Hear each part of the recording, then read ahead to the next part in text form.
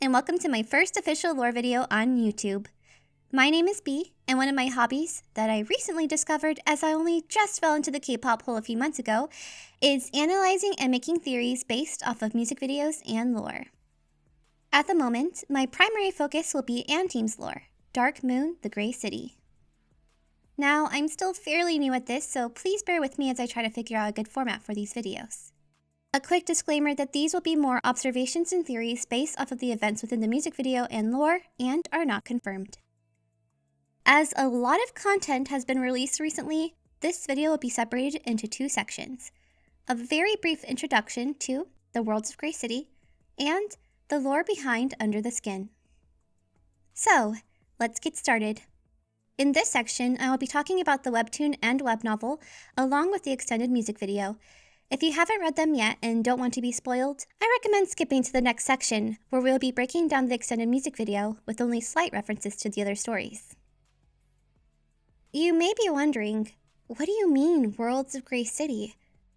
As you may know, andteam's lore is connected to Enhypen's lore, DARKMOON, the Blood Altar. While this is not confirmed, one large theory within that lore is a dimension theory. Without going into too many details, the theory is that multiple dimensions exist, evident by the differences within their webtoon, novel, and music videos, and through hints laid out in their albums. For more information on that theory, check out Lena Sunflower's theory videos regarding Enhypen's lore. So, if the possibility of multiple worlds exists within the connected lore of Enhypen, it's not too off the mark to say the same for andteam's lore as well. In fact, you can already see differences between the webtoon and the web novel of Grey City, along with the Under the Skin music video. So, what are those differences? In the web novel, we have multiple characters and settings that have been introduced that don't reflect the same in the webtoon. For example, in the webtoon, the Grey Inn is owned by Khan's adopted mother, the innkeeper. But in the web novel, we know the inn to be owned not only by her, Joanna, but by his adopted father, Simon. There's also a character named Mika, whose presence in the web novel far overshadows her very brief appearance in the webtoon. Settings like the lilac forest that exist within the web novel have yet to become prevalent in the webtoon as well, and even some events, while they have some similarities, happen in different times or settings within the stories, or don't happen at all. The reason why I wanted to touch on the worlds of Grey City is so that I can emphasize that the worlds in the music videos may have just as many, if not more, differences. And with that introduction, let's break down the extended music video, and while I will try my best to keep this as organized as possible, I do tend to get sidetracked a lot, so I apologize in advance. Now, I've touched on this in my original TikTok videos, but just in case, I will briefly touch on two of the overarching themes of the music video here as well. If you've already seen those, feel free to skip to the next chapter of this video. The first theme is isolation, which was actually introduced in one of their concept trailers prior to the music video's release. In the music video, isolation represents the past, or the present as I called it in the original TikTok videos. This past is evident by the isolation of each of the members and Khan. The theme of isolation shows us that the group had yet to connect and become a team, yet still yearned for that connection. You can hear this reflected in the lyrics. "Where are you? I'm simply searching." The second theme is juvenile, also introduced in their second concept trailer. Unlike the past, where some of the members seem to be missing, the future, or juvenile, shows them all together. Juvenile can be seen in their moments of joy, moments where they seem free to express their youth. At this point, they found each other and have already begun to grow and connect to one another. I do go into these in a bit more detail in the original TikToks, so I do recommend checking those out when you have a chance. So, there are at least 5 settings that we see throughout the music video, and I want to talk more about what those places might mean within the story. 2 of those places you may already recognize: Grayville High, which we see in the webtoon and web novel, and Sunshine City High School. Grayville is represented by the isolation theme of the story, the past, while Sunshine City High School is the future. If you follow the webtoon and web novel, Grayville High is where we're currently following the story of andteam. Much like the theme of isolation, the boys aren't a pack just yet, Even some of those who are together have yet to have made that connection to each other. We also see Kay, who is not only isolated physically and is bullied, but, as we see in the webtoon, isolates himself from the others as well. However, I do believe that they can hear each other's howl and at least start to make a connection. And while we only briefly see Sunshine City High School, what we do know about it is that it's the school that the boys attend in the future, during the time of the Blood Altar. Now, how far into the future the boys start attending the school, we can't say for sure. There are banners in the gym that show different dates where the school has won various championships, but I honestly am not sure if we can say this is much of a hint. The banners give dates that honestly don't make too much sense to me. You could say that those are the dates where they left and came back to the school over time since they aged slowly, but the year gap is too short and the boys didn't attend the school until after the early 2000s. My only theory is that the school itself had some luck in Nightball and that this is the boys' first year in the club, bound to gain them more wins from now on, or at least until the Deathless Academy starts making a comeback and they become rivals. If you have any ideas on the dates of the banners, or just a timeline of when the boys attend Sunshine City, let me know.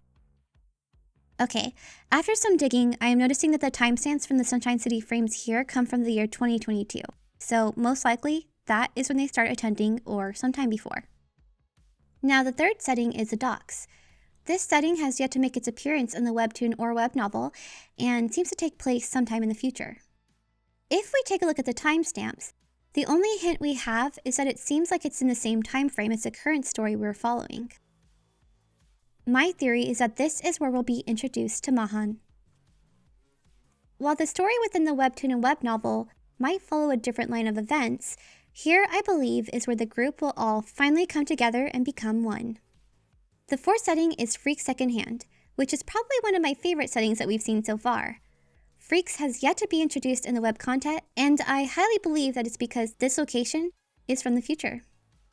In particular, from the Blood Altar time frame, as seen here in the timestamps. The reason why I love this place so much is because I believe this will be a shop run and owned by our werewolves. Why do I think that? Because of the name. We see the word freak 2 other times in the music video, scratched onto Khan's desk at Grayville, and as one of the words that the bullies seem to call him frequently. Having the shop that they own in the future be called Freaks feels like a powerful way of just taking the name for themselves and giving it a different meaning, letting go of any weight it had on them in the past. While of course this could just be a random set that they chose for the music video, it just seems too much of a coincidence to have Freaks be the name of that set. I also just believe that this will be a very special place for the boys in the future. Now, the last and most mysterious setting I will focus on is this one here. Originally, I had it labeled as the amusement park, but when I heard a content creator call it something else, I was shocked. They called it the Carnival. Why is this so special? Because this is not the first time we've heard of a carnival. A carnival exists in an Hypen story as well. From what I understand, it's a grand carnival where order has overthrown time, a place where your dreams can come true, but at a terrible cost. This carnival doesn't seem to exist in their web content, but only in their albums, or at least, I've never heard it be mentioned anywhere else. When the carnival is mentioned, the tone of their music gets a little darker, as it hints at the reality of what this carnival is actually like. This whole thing is actually so exciting.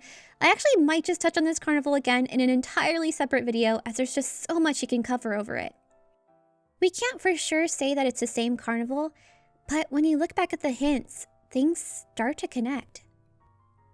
But for now, let's focus on what this carnival means in this story. Now, their arrival at this carnival does seem to take place in the future, as the timestamps for them range from 2020 to 2022. And, while there's no hint of when they arrive at this carnival, there is only one timestamp that has a matching date between members. That date is November 5th, 2022. And while at the moment this doesn't say much, we can at least guess that this is a day where they arrive at the carnival together. While the carnival in Hypen's story has a much darker tone, The scenes of andteam's carnival gives a brighter look as they seem to be free together and are having fun. Can it really be just a regular carnival?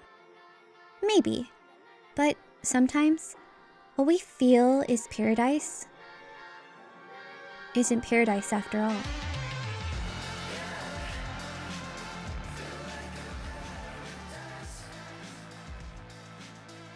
One last thing that I want to touch on with this carnival is time. Now, you'll hear me touch on the idea of time travel quite a few times in this video, and possibly future videos as well. And while it may be a bit of a stretch right now, Hybe does tend to have a lot of fun with the idea of time travel in their lore. When I first started writing the script for this video, I honestly didn't even consider the carnival to have anything to do with time. But, given what we know about the carnival and what we see in this music video, I was able to see some slight hints of time travel sprinkled in there. Within the very quick frames the boys hear, we see multiple times and locations.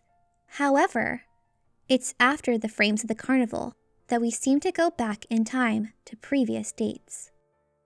If the carnival is a paradise where your dreams come true, what dreams or wishes did the boys have when they arrived? And do they too gain some power over time? And do they use that to go back to a time they missed? Or years in time to fix a deep regret?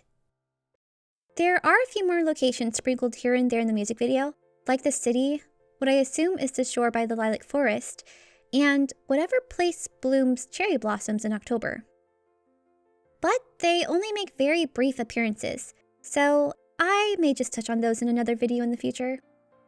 Maybe a TikTok or a short. The next thing I want to go over is the characters. I know. Shouldn't characters be the first thing you introduce in a lore video? Look, their stories already seem complicated enough, and we're already more than 10 minutes into the video. Seriously, thank you so much for listening in this far. Please, feel free to pause, take a break, make some coffee or tea.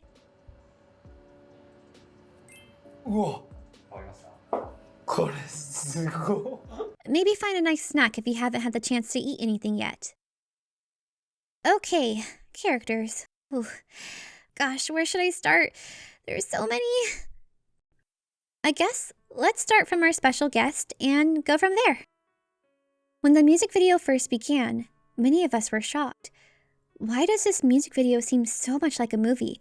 And who is this guy who shows up at the beginning and seems to be giving off huge death flags? Well, it definitely does feel like a movie, and the guy playing him is actually an actor, Kentaro Sakaguchi. But his appearance isn't random.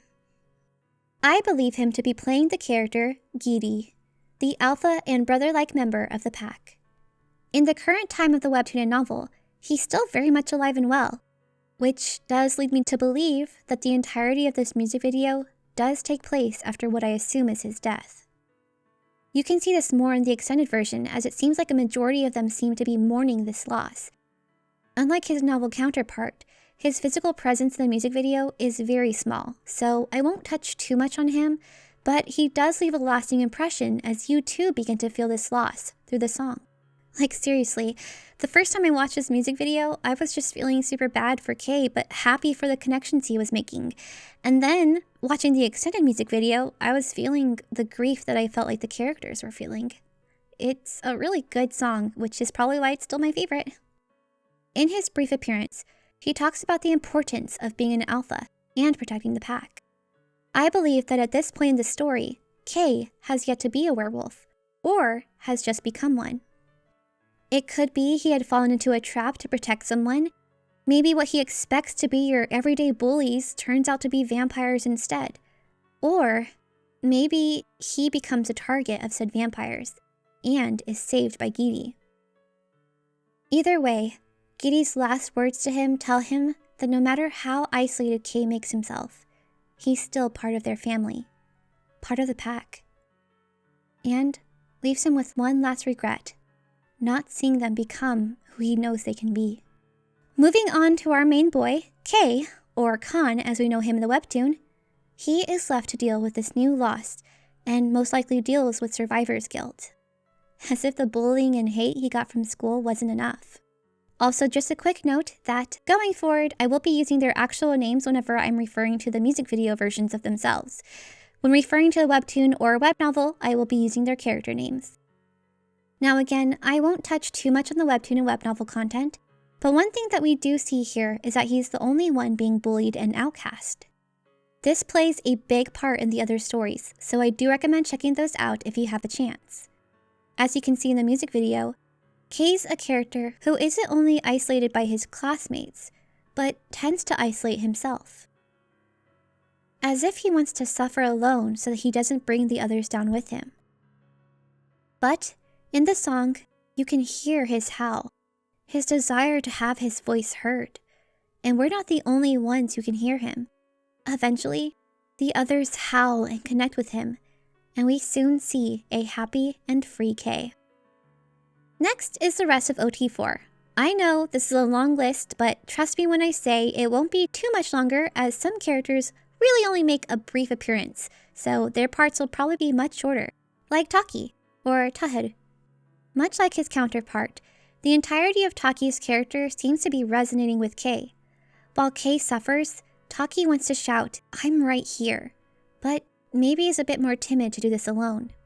Like honestly, there's really no difference between all versions of them. Like, I swear that little wolf has so much bright energy in the webtoon, it's super cute. We also have Nicholas, or Najak. Again, he makes only a very brief appearance in the music video, so there's not much to say here compared to his webtoon version. Plus, a majority of his scenes are from what I believe to be the future. I think the only connection we can make is that it takes him almost 20 years to find the note that Taki wrote back in Greyville. Oh, and that the book he's reading could be a reference to Kei's character. Or maybe someone else. Needless to say, we don't have much on him, but he does seem to connect or at least be thinking about the others here as well. And last of OT4 is EJ, or Enzy. He makes a very brief appearance in the original video, but I was happy to see him get a lot more screen time in the extended version. I will be going into some brief references to his character in the webtoon and novel, so feel free to skip forward a bit if you would like. Now, his webtoon self is very interesting to say the least. In Blood Altar, we see a composed and mature Enzy. He gave this vibe of someone a bit more quiet, but working in the shadows. I'm assuming that he has some serious growth in 20 years, because he's definitely a lot louder in Grey City. He's brash, agitated, and a bit more disdainful. A very different vibe. But one trait that is present through every version of him is his quick thinking and meticulousness.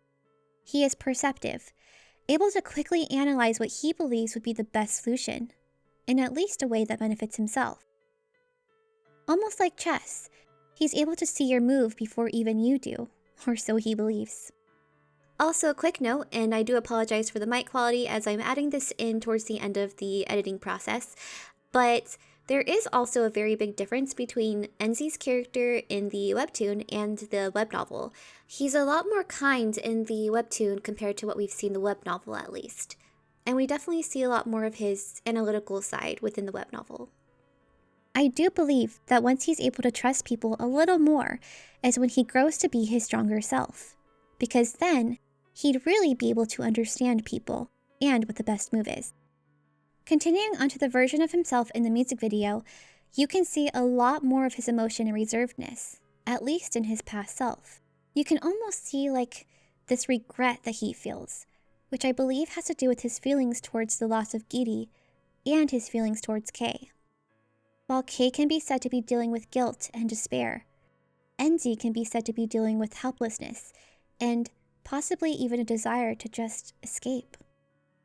While I'm not sure how or when, I do think he is eventually able to feel joy and happiness again through his bond with the others.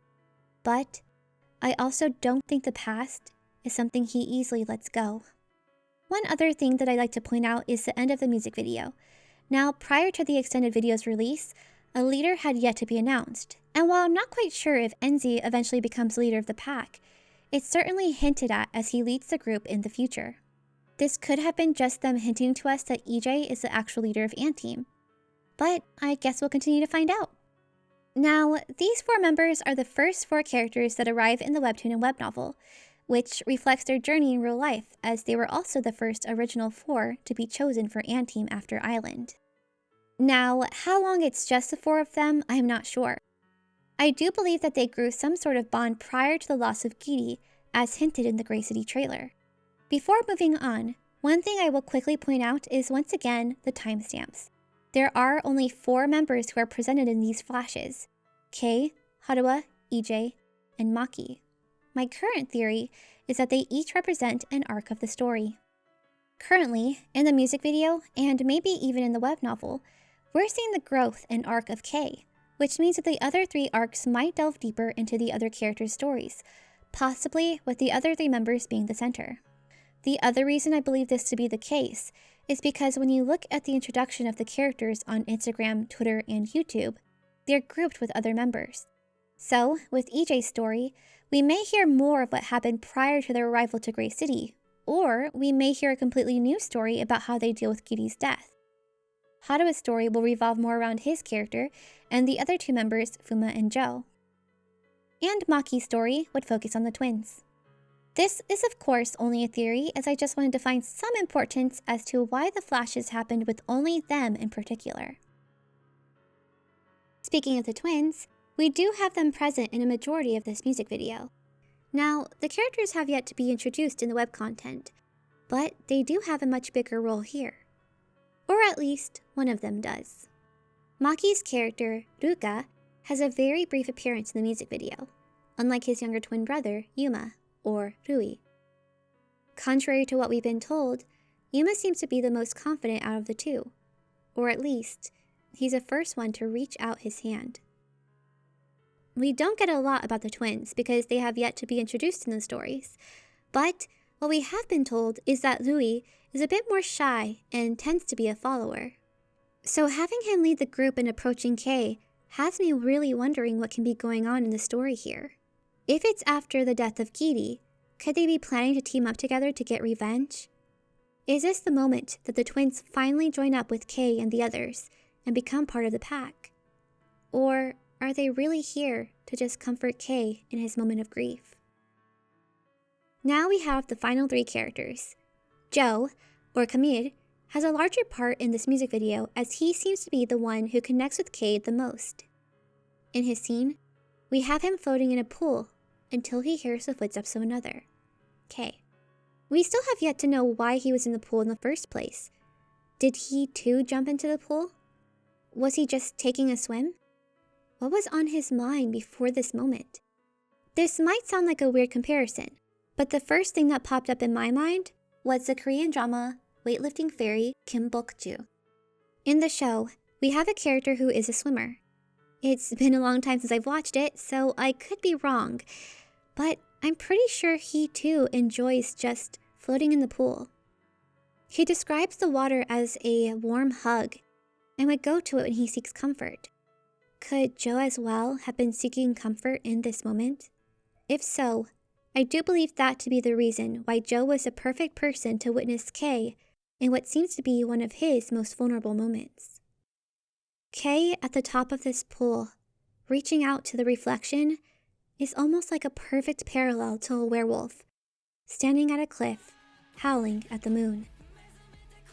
I felt that this is the first moment where Kei truly let his heart out, and, seeing and understanding his heart, Joe reaches out to comfort him, just like the water. This could be a perfect example of Joe's character, described as being rough and cold on the outside, but warm and comforting on the inside.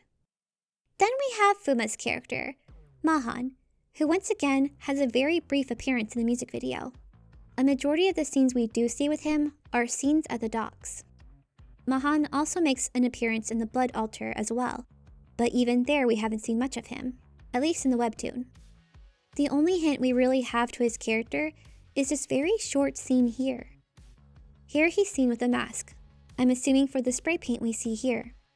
He also gives off this intimidating look, as if he's warding off anyone from coming into his territory. But of course, the one thing that really stands out here is the name Kronos that hangs above his head. The reason why this name is significant is because it's also the name of an elder titan in Greek mythology. Without going into too much detail, Kronos was, in a sense, the god of time, destructive time in particular. And while there's still not a lot to support it, in the future, we do also see that Fuma is the one who opens the gates to the carnival and beckons them in. Kronos is also the name of a 1992 film, and according to IMDb, is about a device that grants the user eternal life and leaves a trail of destruction in its wake. So, all things are pointing to Fuma being a somewhat destructive character so far, which is very far from him as a person. And we're here. The final and most mysterious character, Harua. Harua's character, Ruslan, has yet to be introduced in the web content, but in the music video, he's already a character who drowns you in questions and mystery. Not only the music video, but even the debut and concept trailers can be used to analyze his character. Which is why I will be making a separate video here or on TikTok on who Harua is in the lore of andteam. For now, I will leave these thoughts. I feel that Harua is the one with the closest and deepest connection to time, maybe even being a time traveler. He also has a deep connection to Kei, though we have yet to discover what that connection is. And last, he has a mission. What that mission or purpose is, we have yet to find out, but we will definitely be going into it more in that video. If you haven't guessed, one overarching theme that I haven't mentioned about Under the Skin is connection. In fact, I'm pretty sure connection is the heart of the story and the heart of the song. This story is about these very different boys with different souls and different hearts finding each other despite the difficulties and becoming one team. It's about their desire to connect and grow with each other, to eventually howl out together as one. Again, there's so much that you can unpack from the video and the song, which is why it's still my favorite of their album. Anyways, that's about it, at least for this video. I don't want to keep you all too long, but here are some very brief theories that I have outside of this analysis. My first theory is that, while they're still connected, the worlds in andteam's music videos and the world in Enhypen's music videos are two different worlds. If you take a look at the Drunk Days music video, the bus stop where Jake, Heesung, and Jungwon are at is very different than the bus stop we see in the extended music video. And while yes, it could be that one is in Japan and the other is in Korea, they have shared locations for the story before, so why not now? Also, in Drunk Dazed, the only members present are EJ and Kei, while in the Under the Skin music video, it shows that Nico and Taki were with them as well. And, in the Blood Ultra webtoon, the boys did go to the birthday party for Suwa, but only because Khan developed feelings for her. However, in the Under the Skin music video, the boys notice that vampires are stalking the girl, and, in their mission as werewolves to protect humans, go after her. The second theory is that while we haven't seen the lilac forest from the novel in the music video, I believe we have seen it in the concept videos, and that it's not our first time seeing the forest either. And third isn't much of a theory, but just a challenge to myself and maybe even you. What do you think these frames here could mean? And these dates here as well? What significance do they have to the story? Or is it something that will be revealed later? So, did you come up with any cool theories from this music video? Let me know in the comments. Thanks for watching and catch you again next time.